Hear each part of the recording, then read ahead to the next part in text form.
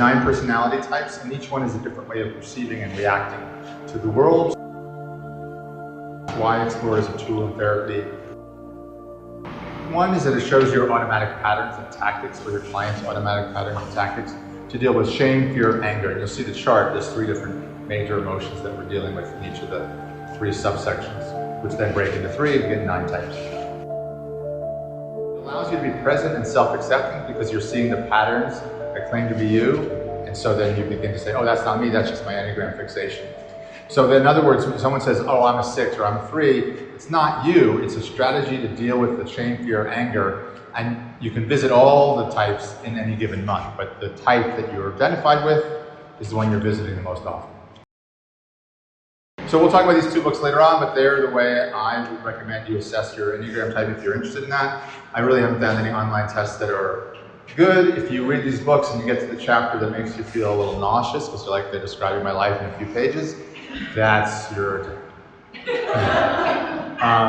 So we're going to go through these very repeatedly because it's a lot to absorb, but the 2, 3, 4, those are image types or heart types.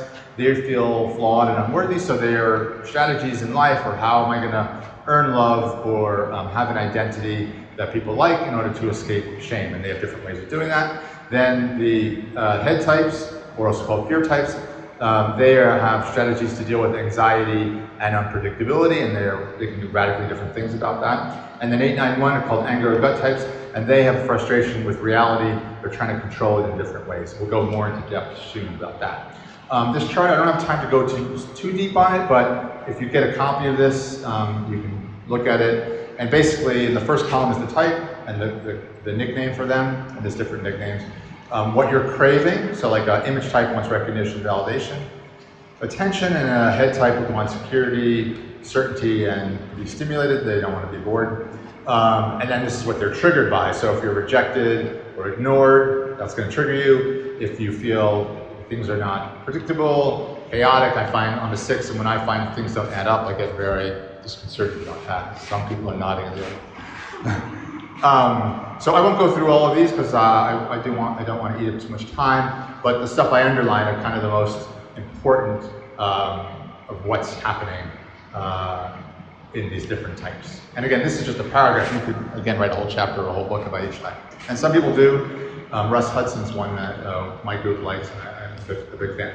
The third head type is type 7. So they are wanting, again, the same security, certainty, and stimulation, and triggered by chaos and unpredictability, but they have their own way of dealing with that. And over-planning is something that they do. And then the gut or anger types, they're wanting control, rightness, peace, sense of how things should be. Often the ones will feel, I know I'm the only one who can fix this. And I have a client as a 1, and that's really helpful to know that that's just our enneagram fixation happening. It also can reduce your judgment of other people if you know it's their enneagram, because just like they're doing something you don't like, you've got a similar but different thing with your own enneagram fixation. We all have them as far as I know. So then an anger type or gut type would be triggered by violation, maybe feeling powerless. They want to be powerful, or in the case of a 9, I don't have any needs, don't worry about me. Or 1, I'm going to fix the situation. And these types are all very useful in organizations. You need them all.